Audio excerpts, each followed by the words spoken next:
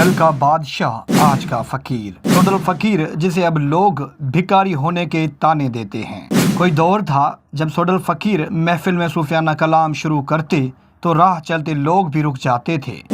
اب انہیں دیکھ کر لوگ راستہ بدل لیتے ہیں۔ آخر سعد الفقیر کی زندگی میں یہ قیامت آئی کیسے؟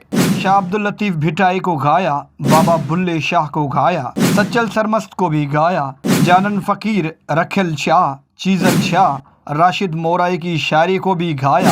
سعد الفقیر لگاری اب 60 سال کے ہو چکے ہیں۔ ان کا تعلق مورو کے ایک گاؤں لگاری بجارانی سے ہے۔ عشق فقیری سب پر قربان ہو جانا، عشق آدم میں حد سے گزر جانا، بھوک اور پیاس سے دوستی رکھنا اور سب کچھ دوسروں پر لٹا دینا، یہ سعد الفقیر کی ادائیں کہیں یا غلطیاں، لیکن فقیر آج جس حال میں ہیں ان کو اس حال میں نہیں ہونا چاہیے تھا۔